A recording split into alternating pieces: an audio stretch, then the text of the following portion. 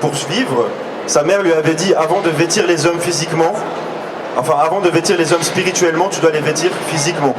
Donc il a appris le métier de tailleur, qui est en fait, c'est pas vraiment un métier.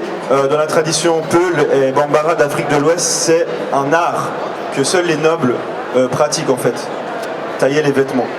Donc Tierno Bokar a appris ça, il était devenu très doué dans son métier. Et après, à partir de 26 ans, quand il s'est marié, il a commencé à enseigner dans la Zaouia. La Zaouia, c'est comme la madrasa, c'est comme une école en fait coranique. Et dans cette Zaouia, il avait des élèves avec lesquels il entretenait des champs, avec lesquels il plantait des arachides. Et il était vraiment autosuffisant en fait. Il a vécu comme ça toute sa vie. Il ne demandait rien pour l'enseignement de ses élèves. Et il prenait à partir du plus jeune âge jusqu'au plus âgé. Et il était vraiment connu dans toute la région pour être un éminent maître spirituel, un enseignant spirituel qui avait le don de démêler toutes les énigmes. Et sa grande particularité, c'est qu'il utilisait beaucoup ce que les musulmans appellent l'ijtihad, qui est en fait la réflexion personnelle. Parce que bien sûr, vous savez, il y a le Coran, il y a les hadiths, c'est-à-dire les paroles et gestes du prophète, et il y a la jurisprudence islamique. Mais en dernier recours, les musulmans utilisent la réflexion personnelle, c'est-à-dire qu'est-ce que la personne même pense sur un cas précis. Et lui, il était vraiment très connu pour ça. Il a démêlé des tas d'énigmes et des tas de problèmes dans son village à Bandiagara et dans les alentours. Alors, sa vie continue, il enseigne, il a vraiment une grande renommée. Et éclate un conflit en fait qui n'a rien à voir avec le religieux, qui est plutôt politique, entre la confrérie Tidjaniya dans laquelle il est issu et d'autres membres de cette confrérie qui veulent revenir à une autre forme en fait c'est la prière avec les chapelets.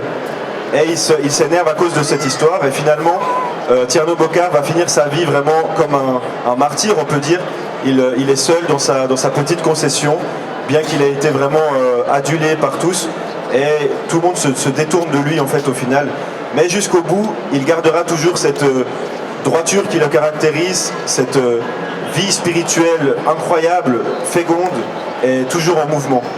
Et à la fin de sa vie, il a fait un dernier mouvement, en fait un dernier geste. Donc Tierno Bokar, qui est l'enseignant spirituel de Amadou Hampâté-Bâ, il a eu ce dernier mouvement qui est, en fait, il pouvait plus parler, il pouvait plus rien faire, il était devenu tout faible parce que plus personne n'allait le rendre visite pour lui donner à manger ou quoi que ce soit, plus personne ne voulait commercer avec lui.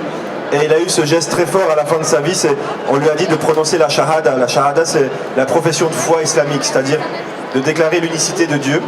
Et en fait, comme il ne pouvait plus la dire, il a simplement pris son index et il l'a mis sur son cœur. C'était pour dire que Dieu est un, comme l'être humain n'a qu'un seul cœur. Et c'est vrai que sa parole jusqu'à aujourd'hui, elle est... En tout cas, moi, ça m'a beaucoup rendu perplexe d'abord, puis ça m'a beaucoup apaisé, parce qu'il a vraiment une parole d'amour, de charité, de fraternité, qui touche tous les êtres humains, d'où, peu importe le peuple dans lequel on vient, peu importe notre religion. Et justement, sa parole, je vais vous en lire un passage, si vous permettez, qui est en lien avec la tradition. Parce qu'ici on est au salon africain, donc là j'ai parlé de l'islam, mais avant tout l'Afrique c'est la tradition. La tradition orale, la tradition initiatique des différents peuples, multimillénaires. On a vraiment en Afrique encore une fois un puits, la tradition c'est une mine d'or en fait. Et on peut puiser dedans continuellement, on ne pourra jamais la finir. Et justement ce qu'il dit lui à propos de la tradition,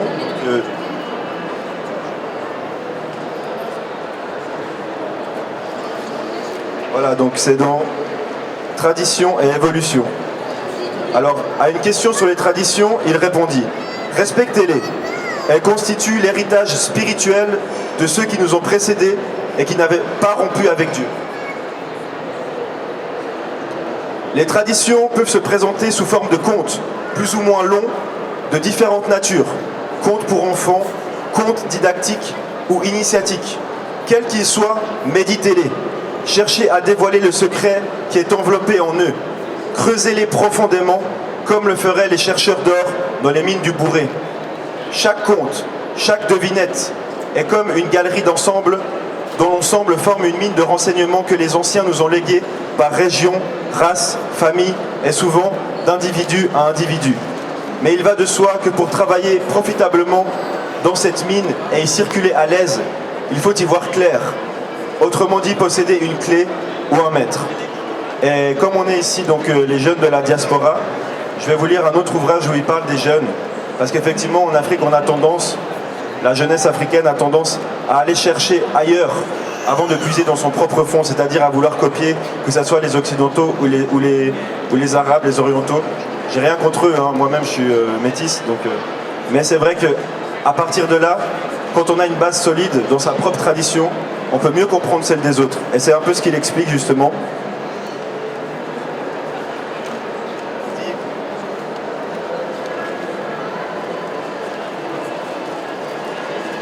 Certains, disait-il, croient qu'évoluer, c'est rompre carrément avec toutes ces traditions pour adopter celle d'une race dont on admire, souvent par snobisme, le comportement. Pour nous, évoluer, c'est perfectionner notre patrimoine qui n'est pas fait seulement de nos demeures et de nos champs. C'est aussi aménager notre pensée, notre manière d'être tout entière. Ce qui vaut pour un pays tempéré ne peut convenir entièrement à un pays tropical. On voit nos enfants soudanais copier plus ou moins maladroitement arabes ou européens selon leur formation. Ils sont pareils à ces chutes d'eau qui se perdent en ruisselant inutilement sur des dalles de pierre sans jamais rencontrer un lac pour apaiser leur course folle et stérile. Voilà un peu ce que M. Tierno Bokar disait depuis sa modeste case de Bandiagara en 1930. Et cette parole m'a beaucoup interpellé, et jusqu'à aujourd'hui je pense qu'elle est toujours d'actualité, parce qu'aujourd'hui encore on voit, d'ailleurs c'est dans l'air du temps, des jeunes qui arrivent en Europe, souvent un peu déboussolés, qui veulent justement venir se perfectionner ou autre. Alors ça je trouve ça très bien, mais avant de partir, comme on dit, l'arbre doit connaître ses racines pour pouvoir prospérer. Et avant de partir à l'aventure comme ça, les jeunes du pays, les jeunes d'Afrique, doivent connaître leur fond, leur culture, leur tradition. Voilà, merci.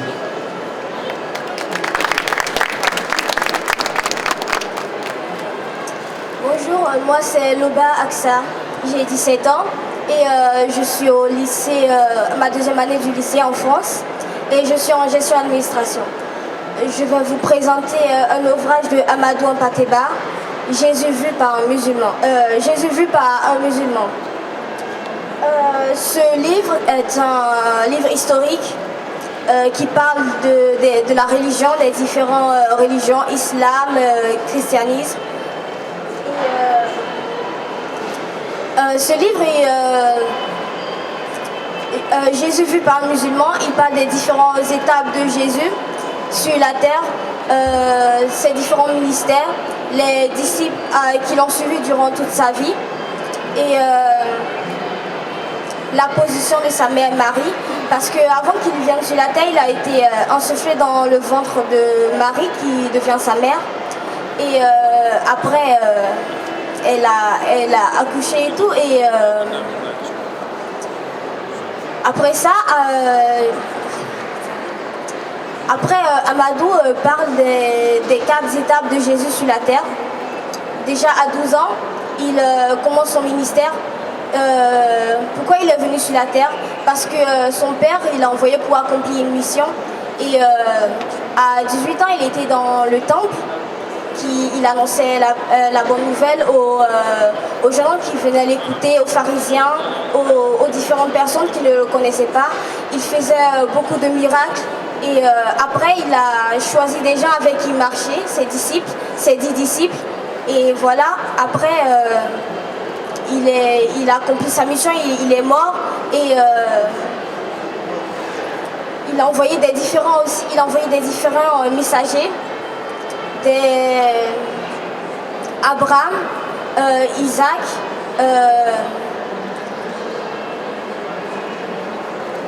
Jacob et Jésus, voilà.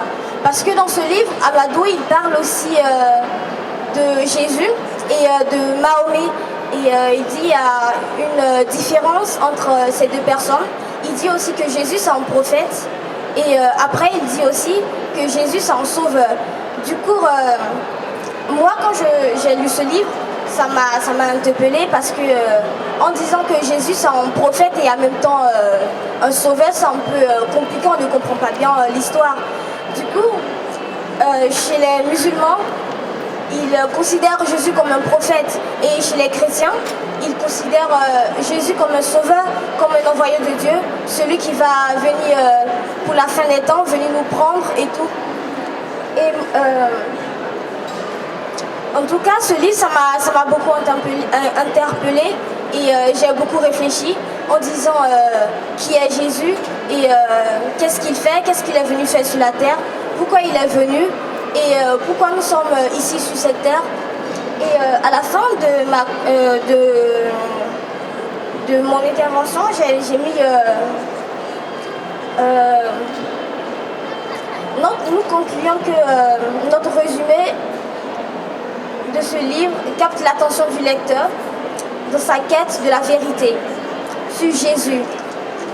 Et à vous de découvrir au travers de votre lecture ce qu'il vous inspirera. Merci.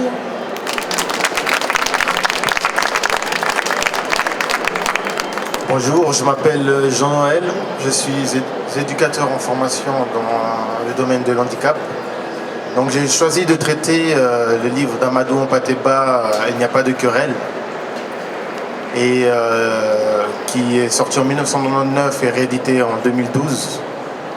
Donc il y a 12 contes dans ce livre et j'ai choisi de prendre Il n'y a pas de querelle. Donc je vais vous le relater.